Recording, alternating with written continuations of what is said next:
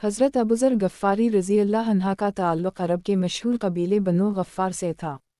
ये कबीला मक्का मुकर्रमा और मदीना मुनव्वरा के दरमियान आबाद था और ज़्यादातर लोग काफ़िलों पर डाका डालने और रज़नी करने के लिए शोहरत रखते थे। इन हालात में एक ऐसा शख्स पैदा हुआ जिसके दिल को अल्लाह ताला ने ख़ास नूर से मुनव्वर कर दिया।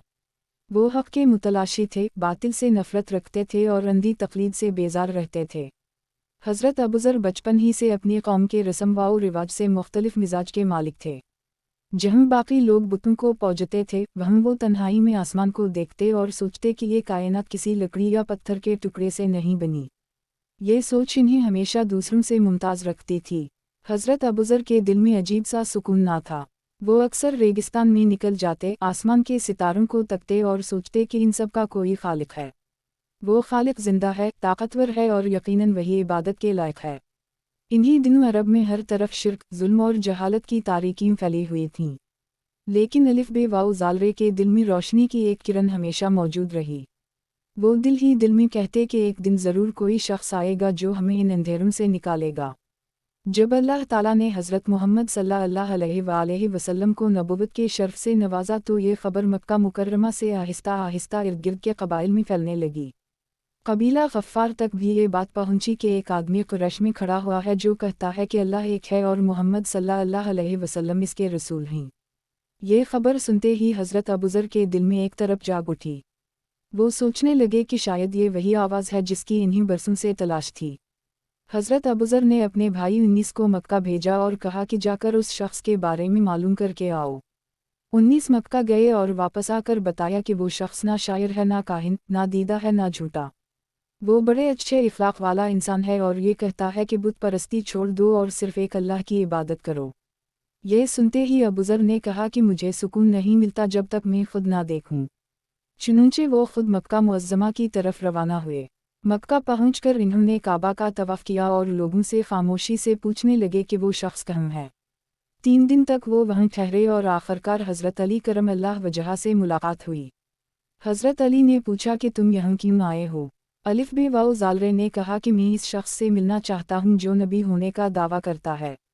ऐन लामिया ने कहा कि मैं आपको उसके पास ले चलता हूँ, लेकिन एहतियात ज़रूरी है क्योंकि कुरैश दुश्मनी पर तले हुए हैं।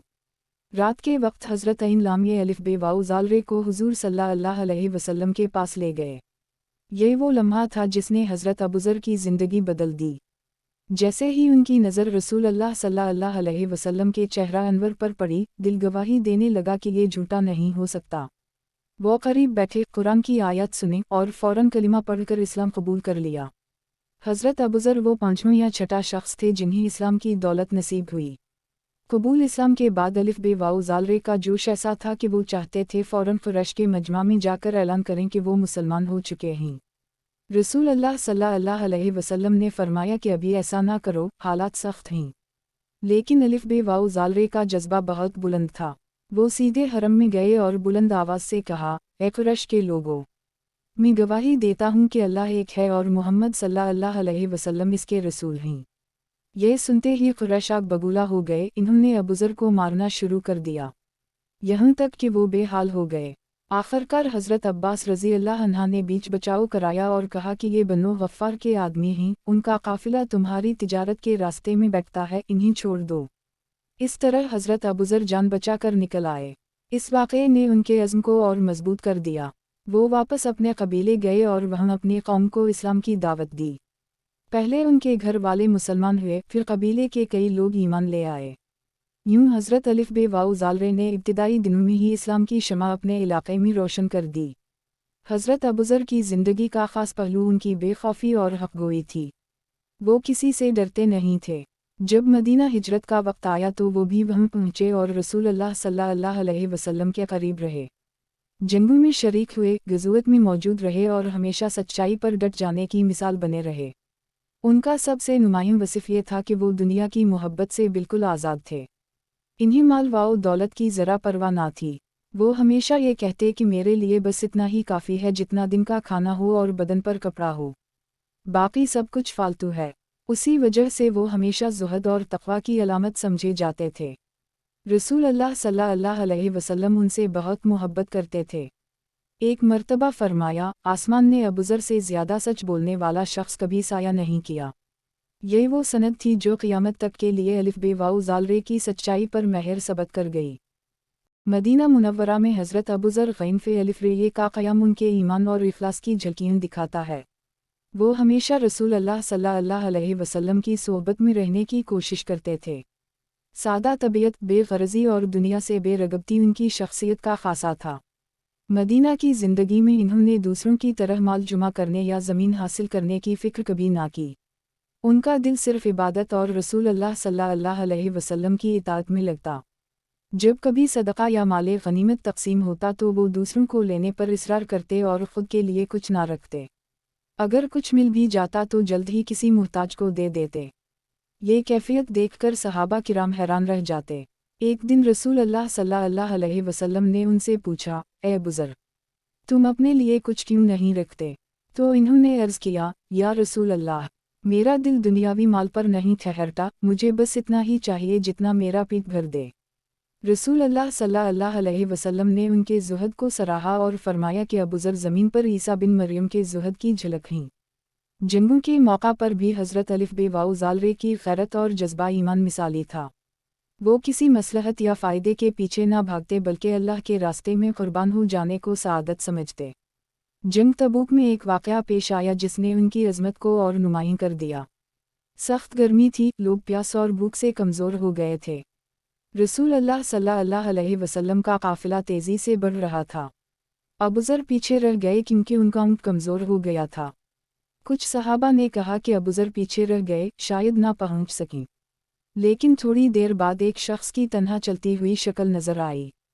وہ ابوذر تھے جنہوں نے اونٹ چھوڑ کر سامان کندھے پر ڈالا اور پیدل چلنے لگے۔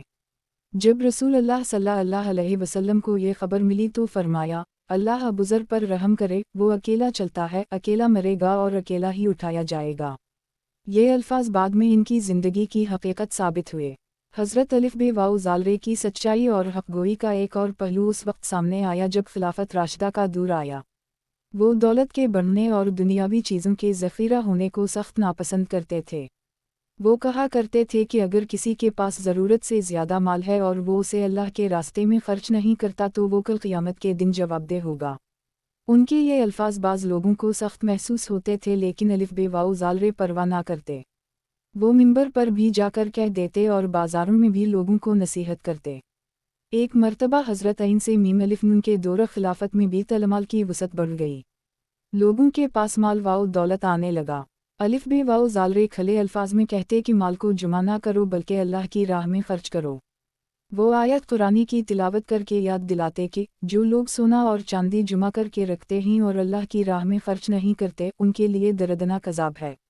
ان کی یہ کھری باتیں بعض لوگوں کو گرم گزرتی لیکن وہ خاموش نہ ہوتے۔ ان کی سادگی کا یہ حال تھا کہ جب مدینہ میں کچھ زمین یا مکانات تقسیم کیے گئے تو انہوں نے لینے سے انکار کیا۔ کہا کہ مجھے زمین یا گھر کی ضرورت نہیں، مجھے تو بس اللہ اور اس کے رسول کی رضا چاہیے۔ ان کے زہد کو دیکھ کر بعض لوگ حیرت کرتے اور بعض دل ہی دل میں شرمندہ ہو جاتے۔ حضرت ابوذر کی طبیعت میں عجیب سی صراحت اور بے خوفی تھی۔ وہ بڑے بڑے امراء اور سرداروں سے بھی نہ ڈرتے۔ ایک مرتبہ انہوں نے سیدنا معاویہ رضی اللہ عنہ سے کھلے الفاظ میں کہا کہ تم محل نہ بناؤ، سادہ زندگی اختیار کرو، کیونکہ رسول اللہ صلی اللہ علیہ وسلم کی زندگی زہد و قناعت کا نمونہ تھی۔ یہ جرأت عام لوگوں میں نہ تھی لیکن الف بے واو زال رے حق بات کہنے سے باز نہیں آتے تھے۔ آخرکار حالات کچھ ایسے ہوئے کہ حضرت عین سے میم الف نون نے انہیں مدینہ سے باہر بھیج دیا۔ وہ ربضہ نامی ایک چھوٹے سے گاؤں میں چلے گئے۔ یہ جگہ ریگستان میں تنہا تھی۔ وہاں وہ اپنی زندگی کے باقی دن گزارنے لگے۔ بیوی اور چند جانور ان کا سہارا تھے۔ دن کو وہ اللہ کی عبادت کرتے اور رات کو ستاروں کے نیچے اللہ کا ذکر کرتے۔ ان کا یہ گوشہ نشینی کا زمانہ بھی عظمت سے خالی نہ تھا۔ دور دور سے لوگ آتے، ان سے نصیحت حاصل کرتے۔ وہ ہمیشہ یہی کہتے کہ دنیا دھوکہ ہے، اس پر مت پھو، ضرورت کے مطابق لو، باقی اللہ کی راہ میں خرچ کر دو۔ ان کی یہ تعلیمات آج بھی ہر مسلمان کے لیے روشنی کا مینار رہیں۔ زندگی کے آخری دن قریب آئے تو وہ سخت بیمار ہو گئے۔ بیوی رو رہی تھی کہ اے ابوذر، ہمارے پاس کفن بھی نہیں ہے۔ الف بے واو زال رے مسکرا کر بولے، غم نہ کرو، رسول اللہ صلی اللہ علیہ وسلم نے فرمایا تھا کہ ابوذر اکیلا مرے گا لیکن مسلمان اس کے جنازے کو پڑھیں گے۔ واقعی ہوا یہی۔ جب ان کا وقت آخر آیا تو ایک قافلہ وہاں سے گزرا جس میں حضرت عبداللہ بن میم سین واؤ دال بھی موجود تھے۔ انہوں نے حضرت الف بے واؤ زالرے کی میت کو دیکھا اور رونے لگے کہ رسول اللہ صلی اللہ علیہ وسلم کی پیشگوئی پوری ہو گئی۔